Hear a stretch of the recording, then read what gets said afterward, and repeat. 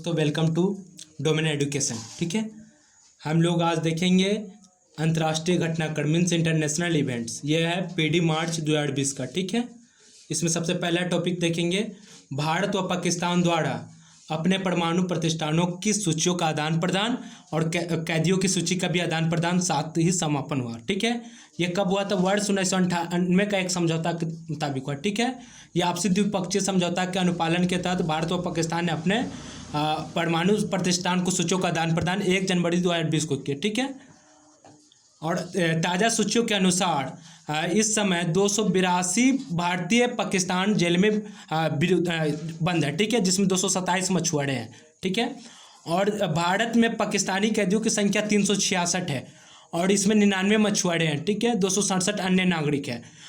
परमाणु सूचियों का आदान प्रदान ये 29 यानी 29वां आदान प्रदान था।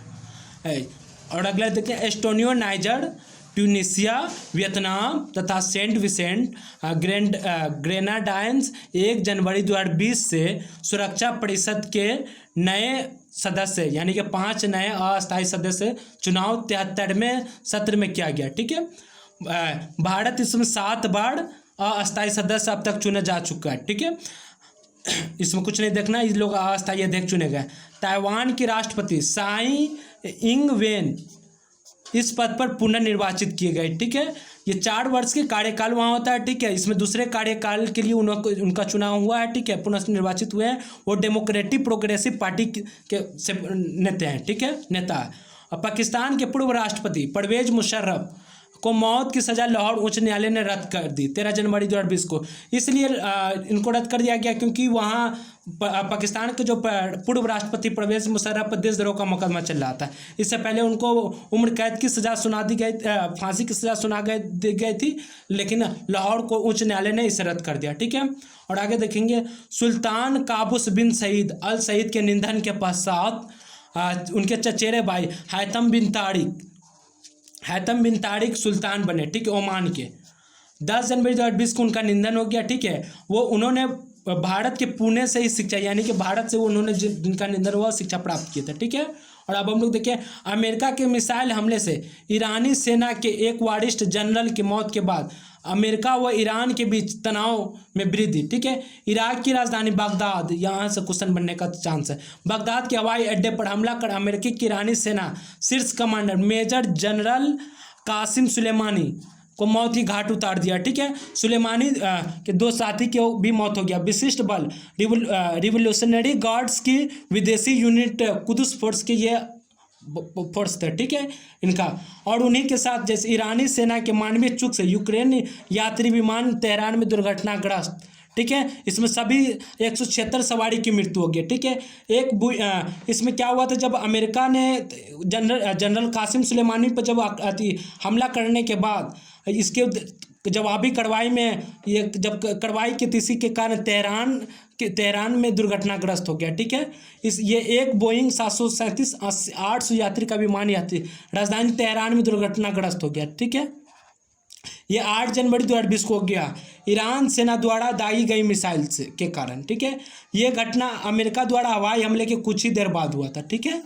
और हम लोग आगे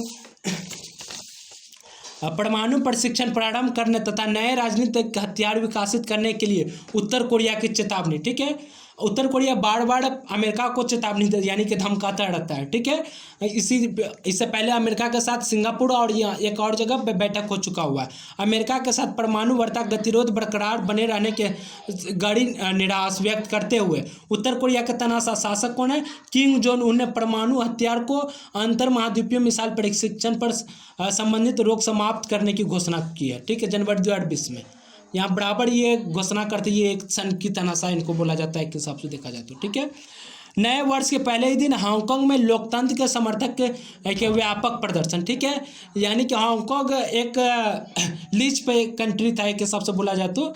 ठीक है, उसमें लगभग बहुत दिनों से डेमोक्रेसी का मांग हो रहा है। ठीक है, हर साल डेमोक्रेसी का मांग हो रहा है, इसीलिए नए वर्ष के फर्स्ट दिन ही मुख्य जुलूस आयोजन ह्यूमन राइट्स फ्रंट द्वारा ही किया गया था। ठीक है, इसमें कुछ नहीं देखा। जनवरी चाइना के विरोध में किया जाता है ये। ठीक है, ये जो हांगकांग का ये है जनवरी के पूर्वार्ध में हुई बारिश से ऑस्ट्रेलिया वनों में लगी आग से कुछ राहत। ठीक है, ऑस्ट्रेलिया के पूर्वी तट के किनारे वनों में नवंबर 2019 में आग लग चुकी हुई थी। ठीक है, यहाँ बराबर आग लगती रहती, लेकिन इस बार जो आग लगा हुआ था बहुत भयानक आग लगा। ठीक है, इस वन्य जीव की भारी क्षतियाँ और एक सिडनी के पर्यावरणविद ने आग में मरने वाला जानवरों जिसमें स्तनधारी पशुओं को अतिरिक्त पक्षी व रेंगने वाली जीव शामिल की संख्या 48 करोड़ बताया है। ठीक है, कितना? लगभग 48 करोड़ पक्षी जानवर मारे गए हैं। ठीक, उसमें वनों में वृक्ष पर रहने वाले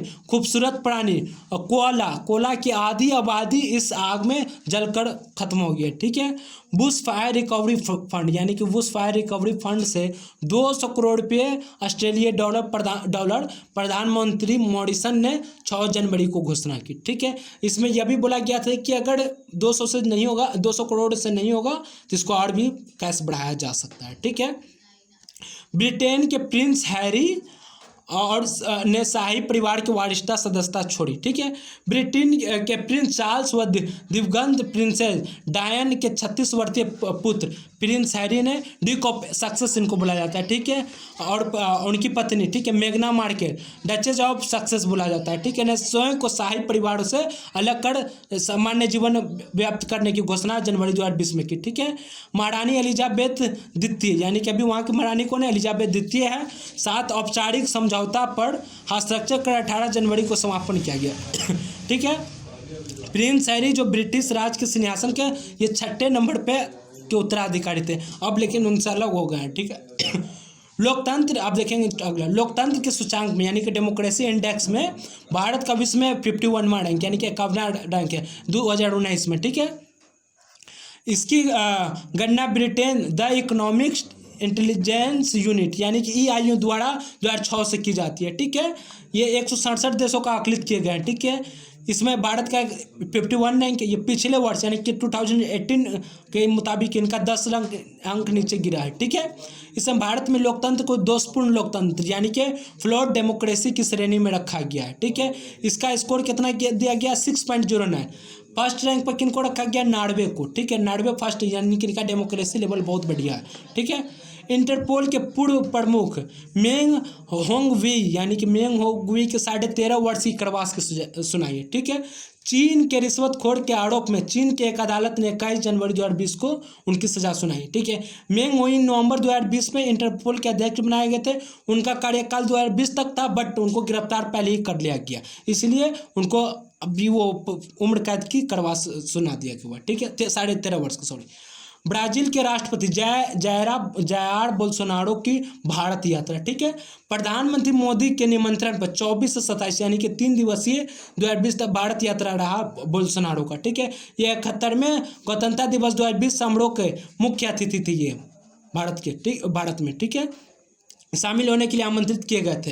यह तीसरा अवसर था जब ब्राजील के राष्ट्रपति भारत के गणतंत्र दिवस समारोह में मुख्य अतिथि के रूप में शामिल हुए थे। इससे पहले 1996 यानी 1996, 2004, 2004 और 2020 यानी कि अभी जायर बोल्सोनारो आए थे।